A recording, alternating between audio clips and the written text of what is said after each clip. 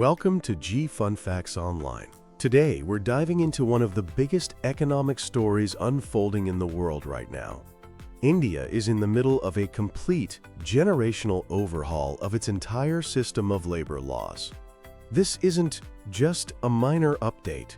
Effective from November 21, 2025, India has consolidated a tangled web of 29 different central labor laws, some dating back to before its independence, into just 4 streamlined, comprehensive codes. The government's goal is to create a modern, transparent, and growth-oriented economy by balancing the welfare of its 500 million-strong workforce with the ease of doing business.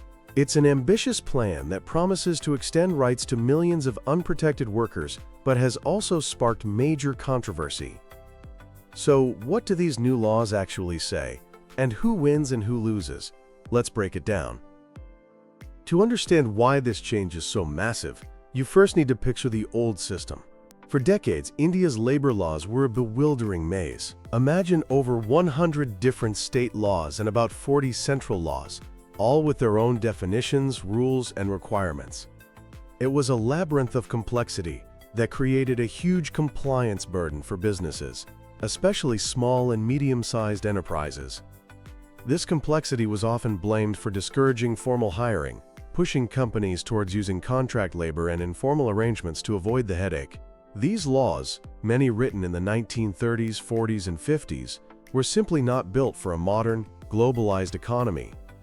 They had no answer for the rise of the gig economy, for platform workers, or for fixed-term contracts. This left millions of workers, your delivery driver, your cab driver, your project-based contractor, in a legal gray area, without the social security and protections that formal employees had. The new labor codes are not just an amendment, they are a complete demolition and rebuilding of this outdated structure. The new framework rests on 4 pillars. Let's look at each one. The first is the Code on Wages 2019. This code is the foundation, and it replaces 4 old laws, including the Minimum Wages Act and the Equal Remuneration Act. Its main goal is to create a uniform wage structure across the entire country. One of its most powerful provisions is making the right to a minimum wage universal. Before, this protection was limited to specific jobs. Now, every single worker in India, whether they work in a giant factory or a small local shop, is legally entitled to a minimum wage. This is a game changer for the huge, unorganized sector. The code also introduces a concept called the national floor wage. The central government will set a baseline wage, and while states can set their own higher minimum wages, no state can go below this national floor. This is a crucial step to reduce the vast differences in wages between states and ensure a basic standard of living for everyone. Another critical change is the new, uniform definition of wages. This might sound technical, but its impact is huge. The new rule essentially states that allowances, like your house rent allowance or travel allowance, cannot make up more than 50% of your total pay. This means at least 50% of your salary must be your basic pay. Why does this matter? Because Social Security contributions, like your Provident Fund or gratuity, are calculated based on your basic pay. A higher basic pay means more money goes into your long-term savings, which is great for retirement. The potential downside for some employees is that it might lead to a slightly lower take-home salary each month.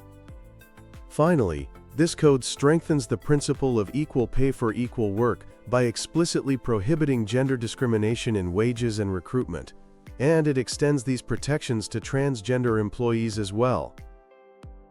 Now let's move to the second, and arguably the most controversial pillar, the Industrial Relations Code 2020.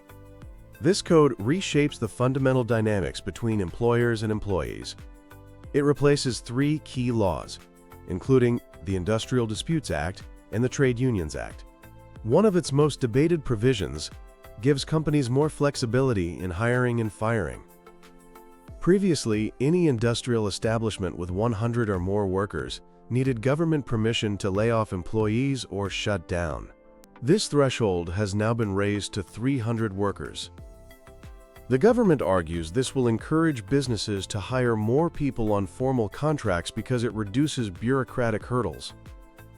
However, trade unions have strongly opposed this, arguing that it seriously undermines job security and makes it far too easy for companies to fire workers. The code also introduces new rules for strikes. It now requires a 14-day notice period before any strike or lockout can happen in any establishment. Before, this was only for public utilities. The definition of a strike has also been broadened to include mass casual leave if 50% or more workers take it. Critics say these new conditions make it incredibly difficult for workers to legally strike, weakening their fundamental right to protest and their collective bargaining power. On a more positive note for workers, the code introduces a worker reskilling fund. An employer who lays off a worker must contribute an amount equal to 15 days of that worker's salary to this fund, which will then be used for training and reskilling them for new opportunities. The third pillar is the Social Security Code, 2020, and this is where we see some truly landmark changes. This code's main mission is to extend Social Security benefits, things like provident funds, insurance, and maternity benefits, to all workers in India, both in the organized and unorganized sectors. The single biggest headline here is the legal recognition of gig workers and platform workers. For the first time, people working for ride-hailing apps, food delivery services, and other online platforms are brought into the Social Security net. The code mandates the creation of a Social Security fund. Aggregator companies like Uber, Swiggy, or Zomato will have to contribute 1 to 2% of their annual turnover to this fund.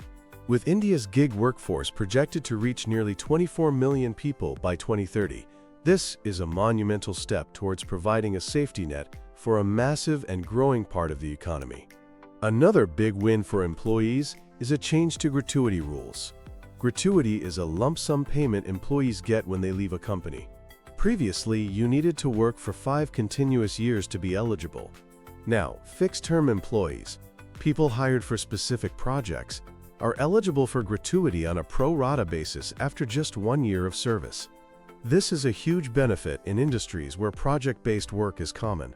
The code also aims to make these benefits portable, using India's National Digital Identity System (Aadhaar), so that workers can access their Social Security regardless of where they are or who they work for. Finally, we have the fourth pillar, the Occupational Safety, Health and Working Conditions Code, 2020, or the OSHWC Code. This consolidates 13 old laws related to workplace safety into one uniform framework. Its goal is simple: to ensure every worker has a safe and healthy environment. A simple but powerful provision in this code is that every employee must be given a formal appointment letter. This letter must clearly state their job title, wages, and other terms. This is a crucial step in formalizing employment and preventing exploitation. The code also has specific provisions for interstate migrant workers, a group that is often very vulnerable. It provides for a journey allowance to help cover their travel costs from their home state to their workplace. It sets the maximum weekly working hours at 48 and makes it easier to earn paid annual leave. The code also promotes gender equality by allowing women to work in all types of jobs, including night shifts, as long as they consent and the employer provides adequate safety and transport. It even mandates free annual health checkups for workers above a certain age in specified industries. So, what is the overall impact? For employees, the promise is huge: universal minimum wages, Social Security for millions of new workers, formal appointment letters, and safer workplaces. However, the concerns are also very real. The increased flexibility for employers to fire staff and the new restrictions on strikes are seen by many as a significant weakening of worker rights. For employers, the main benefit is simplification. Replacing 29 laws with 4 codes means a single registration, a single license, and fewer returns to file. This dramatically reduces the compliance burden and is expected to boost formal hiring and investment. The flip side is the new costs, such as contributions to the gig worker Social Security Fund. For the gig economy, this is a watershed moment, bringing formal recognition and a safety net to a workforce that has operated in a legal vacuum. But as you can imagine, this overhaul has not been without controversy. A united front of central trade unions has labeled the reforms anti-worker, arguing that they prioritize corporate interests. Their key criticisms are that the codes undermine job security, curtail the fundamental right to strike, and were passed without enough consultation with the very workers they are meant to protect. Beyond the criticisms, there are massive implementation challenges. Labor is a subject shared by the central and state governments in India, so the success of these codes depends on each state creating and notifying its own rules. This is a slow and complex process. There's also the enormous task of making sure every employer and employee in a country of 1.4 billion people is aware of these new laws. In conclusion, India's new labor codes are a bold and necessary attempt to modernize a system that was long past its expiration date. The goals of simplification, formalization, and expanded social safety nets are commendable. However, the true test of this reform will be its implementation on the ground. The government will need to address the genuine concerns of trade unions, support businesses through the transition, and build the massive administrative and technological infrastructure required to make these rights a reality. It's a transformative but potentially tumultuous journey. The world will be watching closely as the world's most populous nation navigates this complex and crucial path of labor reform. Thanks for tuning in to G Fun Facts Online.